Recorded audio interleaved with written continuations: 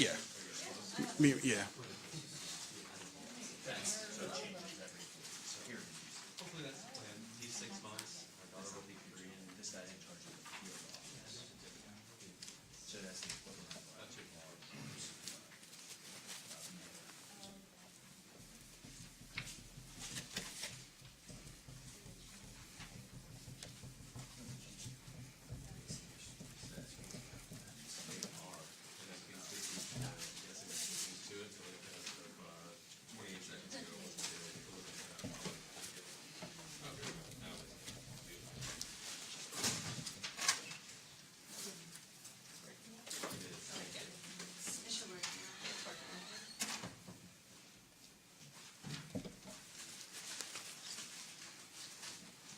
Thank you.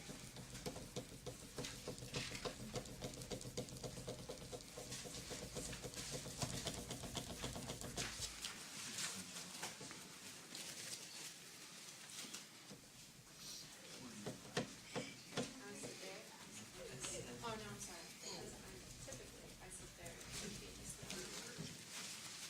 Yes, but I'm introducing them, which usually for you guys. So then I'll just stand right here. Okay.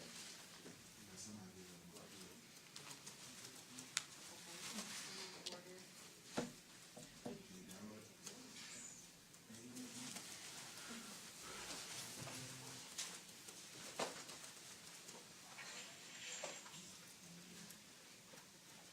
Matt, do you need, trust, are you commander? All of you? Are you commander, not tense anymore? And I know you said it's like everything's the water cruiser right now. Yes. Hi, Drew. Jesse. Nice to meet you, Jesse. Sorry. Nice to meet you. Thank you. Yeah. Here you are standing here, why not? Would you like to step up to the podium? Just pass that or, yeah. Easy. He's ready, throw him in. Yeah, you can throw it in, it don't matter. So, happy to be here. The last week have been about as Yes. busy as Just it's slant been. it this way so that it should be usually. But you haven't done this in any capacity. That's fine. Like, no, like I did like burglary and stuff. Oh, yes. How many men have you shot?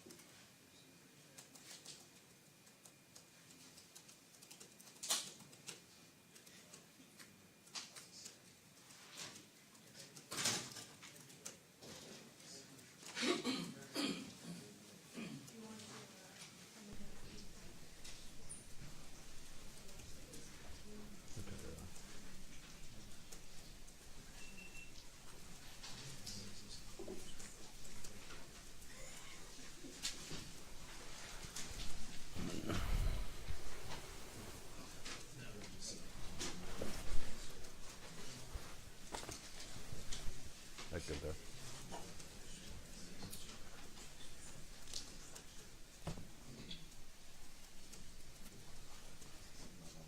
Yep. Can you hear me?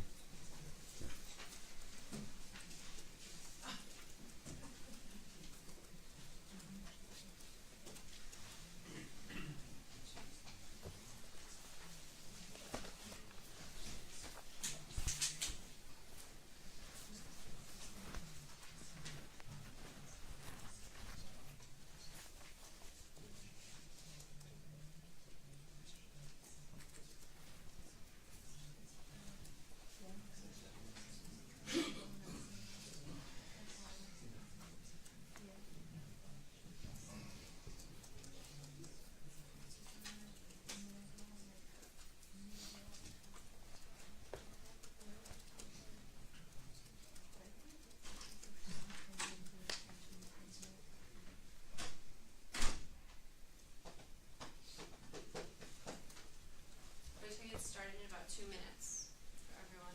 If anyone needs a mic check, if you've already done those in the past 20 minutes that you've been here plus. Perfect. Thanks.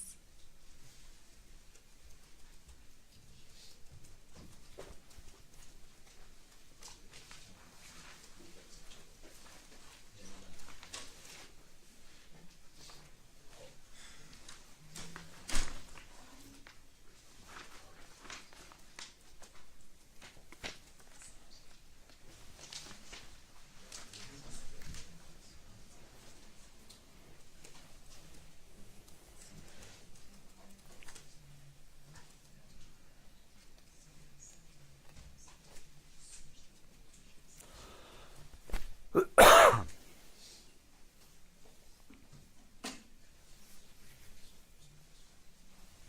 you want me to get the video to you a different way? You're good with what you have.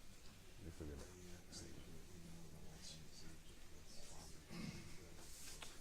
So they have it. Kalita has it now. So yeah.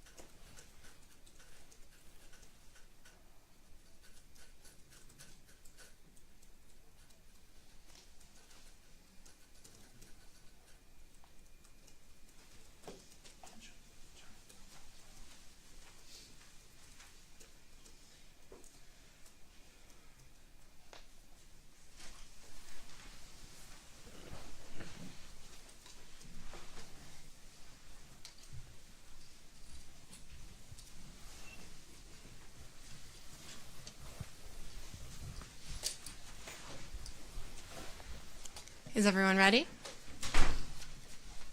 Awesome.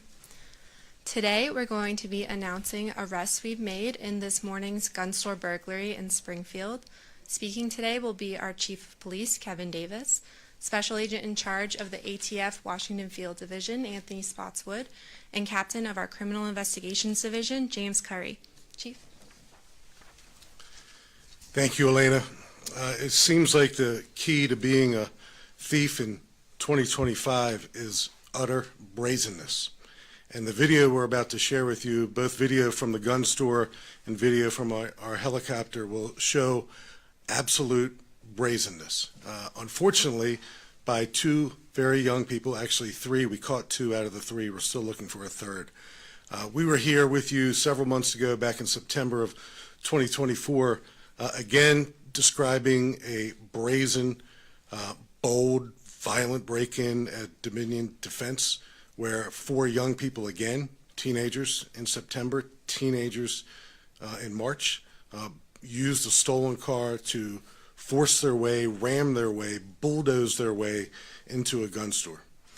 Our investigation back in September, partnering with the ATF, partnering with other agencies, led to the successful arrests and prosecutions of those four young people. In this particular circumstance, thanks to a lot of things that really went right last night, we were able to make a quick apprehension. And you'll hear the performance of the Fairfax County Police Department described, our 911 call taker and our dispatcher at Public Safety Communications. They were instrumental.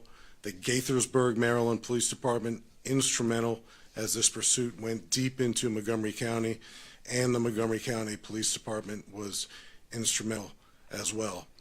As always, ATF special agents showed up on the scene, and as always, Special Agent in Charge Anthony Spotswood is here standing with us today because their involvement in this investigation couldn't be more important. We interacted with Chief Mark Yamada with Montgomery County Police Department.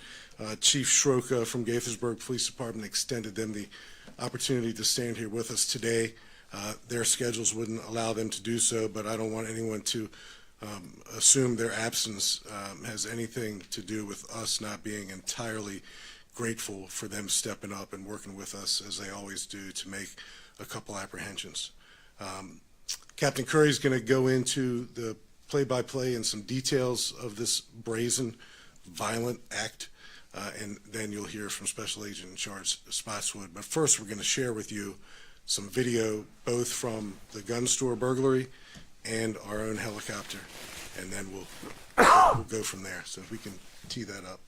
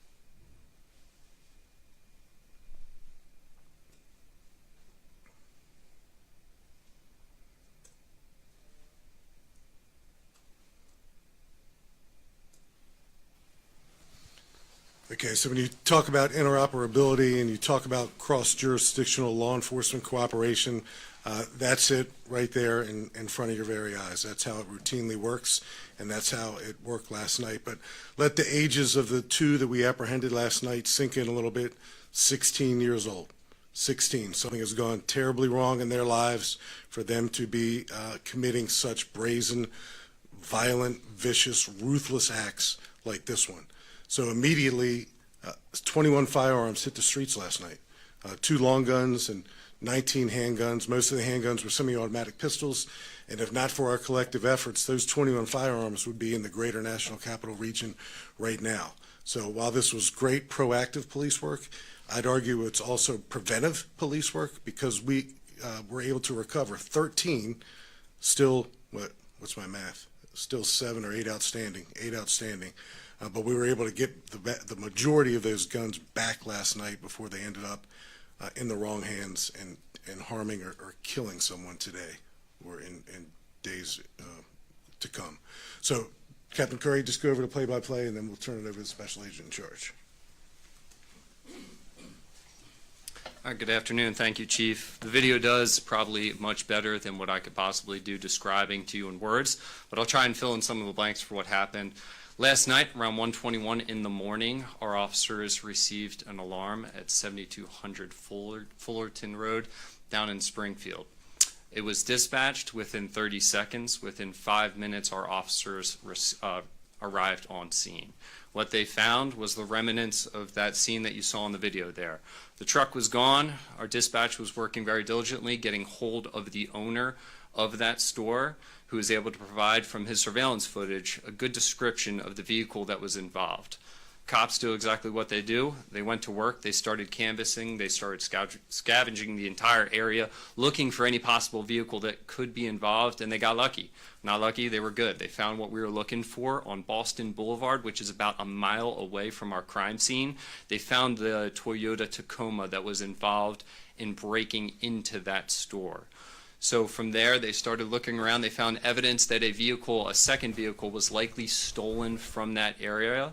That Toyota Tacoma had been stolen in Montgomery County on March 21st. But they looked in the area, they saw broken glass, they found similar style vehicles in that area. They believed that we were looking for a Hyundai Tucson that was stolen with federal license plates.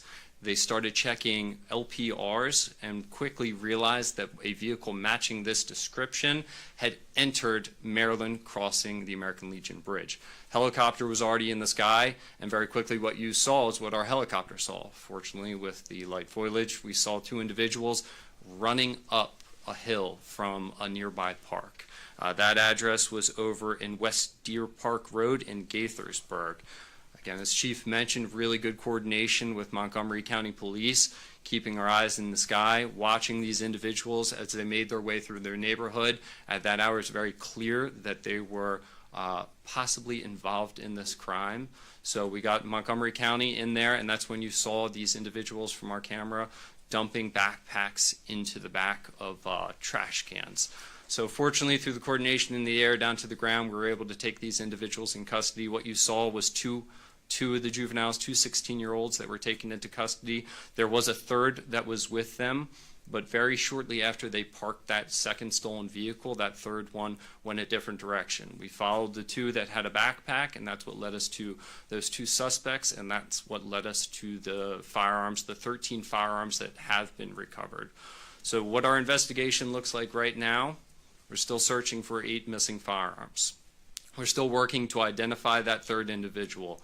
Good thing is we know who 2 of these players are, and it's only a matter of time before we know who this third individual is. As Chief mentioned, these crimes are very brazen, but in past experience, our investigations were relentless and we're very successful in finding these, and that's the same attitude that we take forward towards this.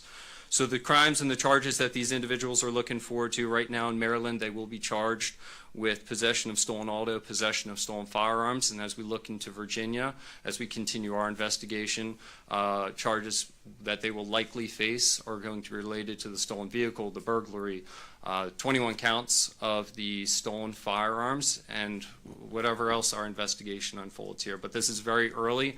Very happy to share the 13 recovered firearms and the 2 in custody, but it's far from over. So before we take any questions, I'll pass it off to Special Agent in charge. Good afternoon. My name is Anthony Spotswood. I'm the Special Agent in charge of ATF at the Washington Field Division.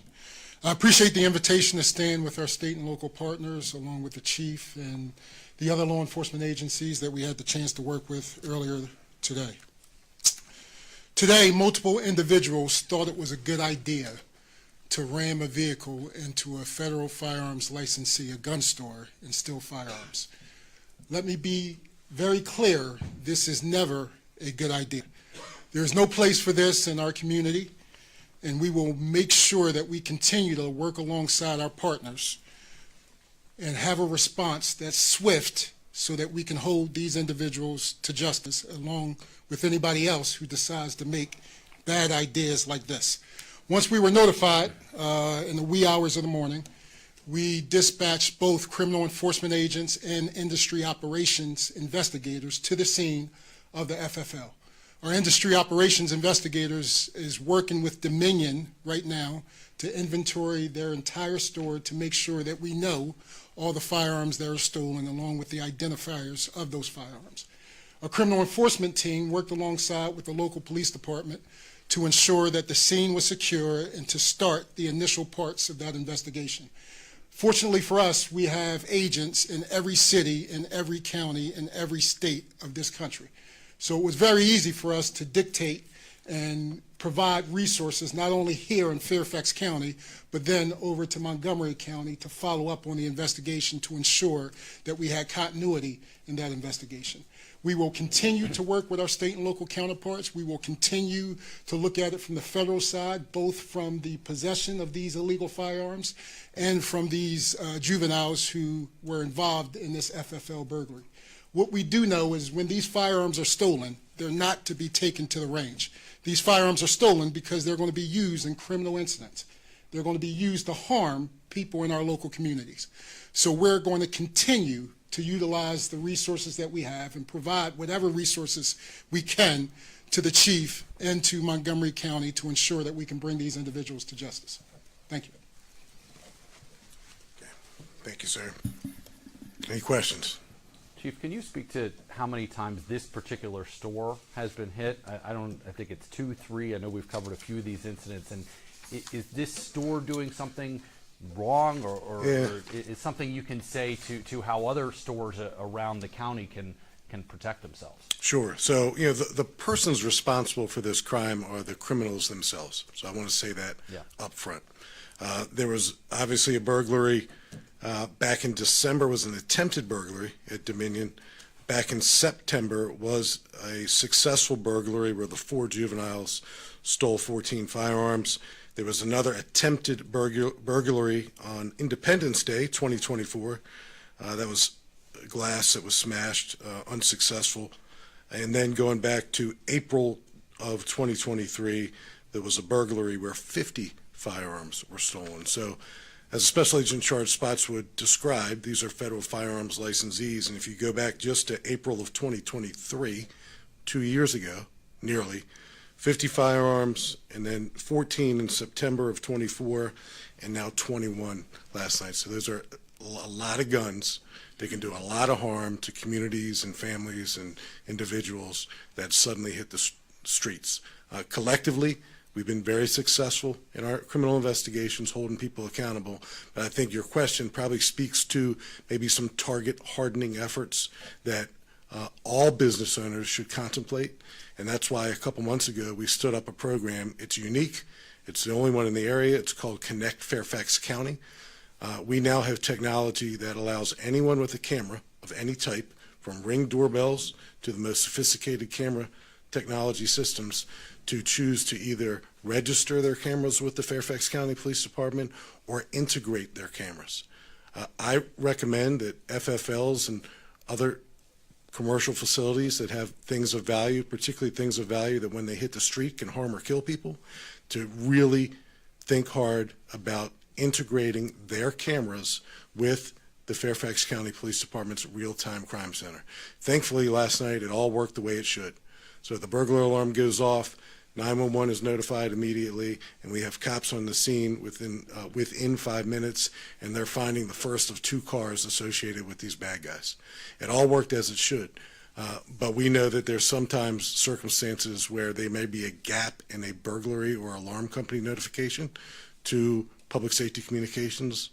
So that's why we encourage our entire community, residential and commercial, to connect Fairfax County and either register or integrate your camera with the police department. It's so important. Matt? Chief, outside of the surveillance system, I mean, they used a vehicle to break into a store. Is there anything else the store can do? I mean, are we talking about ballards here? Are we talking about even stronger reinforcement? I mean, this was a truck. So as you make your way around the community, whether it's Fairfax County or elsewhere, and you come across some of these commercial establishments, and and I'm thinking of some by name that I won't name, but they have target hardened by using ballards and other environmental designs that would make it more challenging for this type of crime to occur with that method of ramming a vehicle through the front doors. And, we stand ready. We have community outreach officers who will visit any home or any business in Fairfax County and give advice for business owners, residents, to target harden their home or their business. So it's a conversation that we should all take very seriously, and it's one we're committed to continuing to work to improve. Yes, ma'am. Do these teen suspects know each other from September to now, or are they part of the same group, or Yeah. are they just randomly, I want to hit that store up, another group of teens, I want to hit that store up? So different group of bad guys altogether. That's one of the first things we look at. Are these people who are known to us and have attempted this before?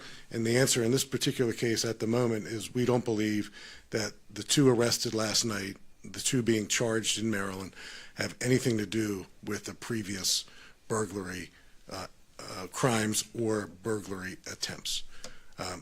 There are young people today in 2025, and that's why I kind of started out by saying it seems like the key to being a thief these days is to be utterly brazen.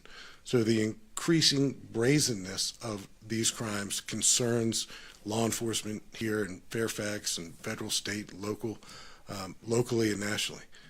The utter fortitude, intestinal fortitude it takes for anyone, particularly a 16-year-old, to get up the guts to steal a car and then violently run it into a building for the purpose of stealing guns takes a level of thinking and determination and callous ruthlessness that I typically still don't associate with 16-year-olds. And maybe I'm the eternal optimist, I don't know. But it's something that's a larger societal question that I probably can't solve. Drew?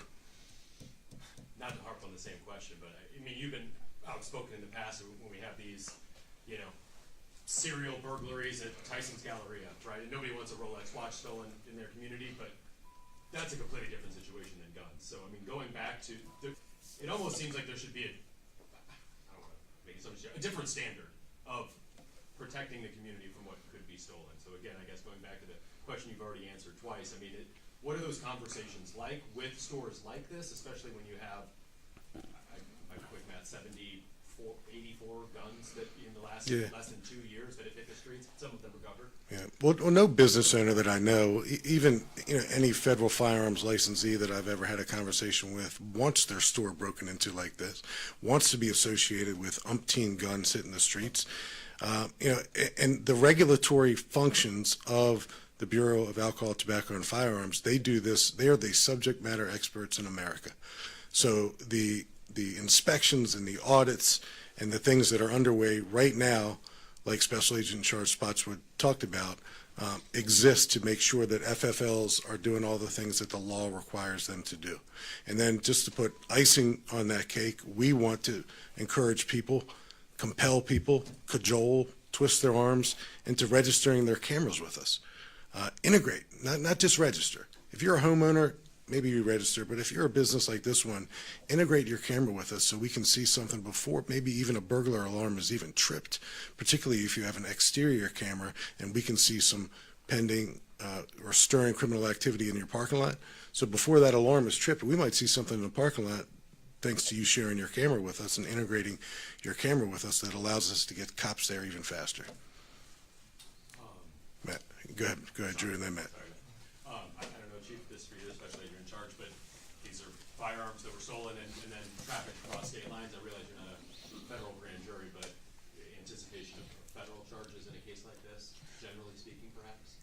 Yeah, so the first thing I wanted to be known is these FFLs, these firearms licensees, are our first level of defense, right? They're the ones who's calling us. They're the ones who's getting alarms.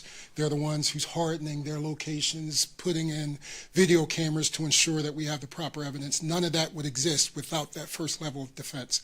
So we at ATF frequently have conversations with them and talk about best practices and things that we can do from looking at FFL burglaries around the country and finding out ways that we can do a better job in ensuring that this doesn't happen in our communities. But they are very receptive. Anytime we have an incident like this is the first people that we get on the phone and talk to and get access and everything along those lines. As far as federal charges, we're always looking at something like this. We're looking at the fact that they're juveniles. We're looking at the evidence that's involved. We're going to have a conversation with the United States Attorney's Office and determine if this is a case that we can take on the federal side or if this is a case that's best left to the state prosecutors. Do we know? You, sir, and then Mike. I was just going to say, if we know anything about these juveniles, I'm assuming at some point we've looked at their record and criminal history. Are they in high school anywhere? Is anything? I know there's not a lot we can share about 16-year-olds, but anything else you might be able to shed light on about them? Not only is there not a lot you can share about them, there's not a lot I can say about it.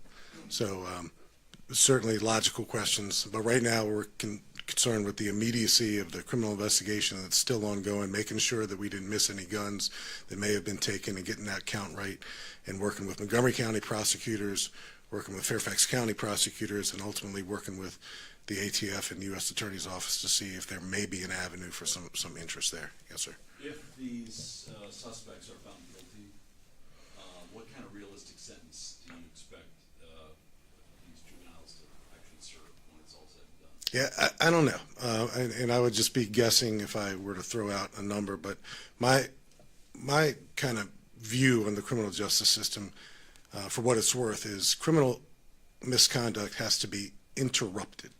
So what does that interruption look like? There has to be a consequence. If there's not a consequence, that means your criminal misconduct isn't interrupted. So I've never been a big proponent of long sentences necessarily, but it has to be long enough and consequential enough for it to deter you from returning to that lifestyle. Breaking into a gun store by using a stolen car to smash into it is not an addiction. You choose to do that. And when you choose to do that, ultimately, even a 16-year-old has to contemplate or ponder the consequences of getting caught.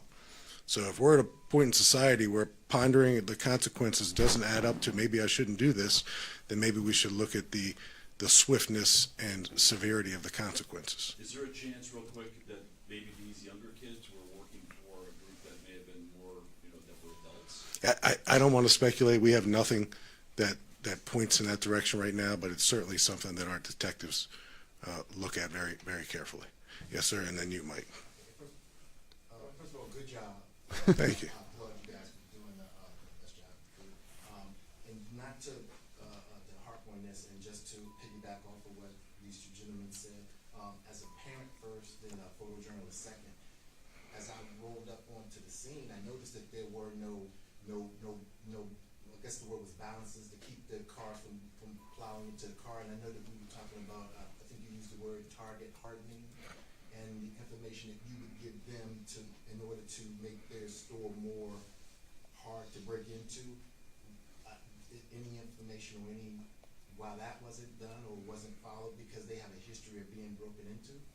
That's a very good question. So the recommendations and the advice that we give and the compliance mandated laws that ATF enforces somehow still hasn't gotten us to a point where this gun store is no longer being broken into. We're here again, Groundhog Day, right? We're here again, and something needs to change. So that's something that we take seriously, and we have no reason to believe that the federal firearms licensee doesn't feel the same way. No one wants this to happen again, but we got to take some proactive steps. I think about Target stores years ago, and they put those circular ballards up in front of their stores, and they were kind of the first one to really take seriously environmental design, both exterior and interior, and maybe we just need a renewed effort considering the brazen acts of some of these crimes. Mike? Yeah, and you may have said this, but I just wanted to confirm. You said that they are facing possession of stolen firearm charges in Maryland, and the Virginia charges are pending? Right. Are they still in custody of Montgomery County Police? Yes, they're in custody. They're actually, in Maryland, if you are in illegal possession of a firearm in Maryland, state law requires you or gives the local police the ability to charge you as an adult. So these two are charged as adults because they're 16 and they're in illegal possession of a firearm in Maryland. So those charges are right here, right now. The charges that we are considering and working toward will be similar and some different charges because the burglary occurred here in Fairfax County, and then we'll work with the ATF and the U.S. Attorney's Office to see what, if any, federal possibilities may exist, but that's a high, high bar. Yeah, so is the prosecution going to have to go through Maryland before you can charge, or can you charge now? So we can certainly charge now, and when we have enough evidence to charge, and that'll be in a matter of, short amount of time, we will. Sometimes police departments will take advantage of the fact that our bad guys are detained elsewhere, and they're detained elsewhere, so it gives us a moment to make sure that we have all the possible charges gathered, and we dot I's and cross T's. But they're going to be criminally charged in Fairfax County, no doubt about it. Yes, sir. Then you, Matt. How much time are we looking at? I know you said you all were alerted and was on the scene within 5 minutes, but how much time are you looking at between when your officers arrived to when these guys were caught? I mean, obviously it was a collaborative effort with everybody in Montgomery County, but it has to be relatively quick to get in that type of space that quickly. Yeah, when you look in, when they first back that Tacoma into the back of the building, they're in and out within a minute. So initial call starts coming in around 1:21, dispatched almost immediately, and by the time our officers even put it into gear, those guys are pretty much on their way out. I'll follow up exactly when we took them into custody up in Montgomery County, but overall, helicopter, very quick response from the homeowner getting us the information and locating that vehicle and taking them into custody. So it was short work, but we'll get the definitive time. And they stole two cars, this crew? You Yes. said you said Tundra, not that it matters per se, but you say Tundra in the release, and I think you said Tacoma, same, different. Yeah. Which one was it? Tundra. It was a Tundra. Yeah. And they also stole a Hyundai? That's correct. Both in Fairfax County. You said, Yes. no, the one was in Maryland. Originally, it was in Montgomery County. They came to Fairfax with the stolen car, committed the burglary, ditched it, and gotten another car that they stole. I know I'm in the weeds a little bit there. No, that's good. That's good. So, just a moment to highlight our helicopter division. Yeah. It's world class. And not only does our helicopter, our aviation, serve Fairfax County, it serves the entire Northern Virginia and greater National Capital Region. Not every big police department has its own helicopter division. We do, and we're really proud of it. They do extra things with blood transfusions and patient transports that most police departments don't do. And you saw it with your own eyes. They were, cool, calm, and collected. And there go the bad guys. Not many people are out for a sprint at that time of night. So they did a really great job. And the interoperability that didn't always exist, even throughout the course of my career, being able to communicate with other jurisdictions on a shared radio channel, that's not, that's not too new. So it all worked and came together. The infrared technology's on light years too. Yeah, it lights them up. It's incredible. It lights them up, and the leaves aren't back on the trees yet. Cherry blossom season, tidal basin, plug. Stage 5. I was told stage 5 this morning. Stage 5.5, right about now. Yeah, Matt. 13 guns found, were they found in the stolen vehicle, in the backpacks that were In the area, 13 or 14? 13. Yeah, 13 of the 21 recovered, and you saw, and you'll probably get a chance to watch the video again. You see him taking the backpacks and tossing them in a trash can. Most. Yeah, most were, but in that general area where helicopter found them. And then what kind of guns We'll get you greater detail, but 19 of the 21 are considered handguns. Now, a handgun can be a semi-automatic pistol, it can be a revolver. I'm guessing most are semi-automatic pistols, and the 2 long guns are just longer guns with a rifle barrel. And with these guns, any of them with tracking devices? I understand that there were the license plate from the stolen car that entered into Maryland. Were there any other tracking devices that helped? Well, the tracking device that we know helped us out the very most was the license plate readers that told us where they were going. So that was instrumental in us being able to put eyes on them and ultimately to see them bail out of the car and run and capture them. Did the guns have air tags? What's that? Did the guns have air tags? So if that investigative piece is not something that I think we're ready to share just yet. Were those townhomes that they jumped into? It looked like it. It looked like it. Yep. So thank you all.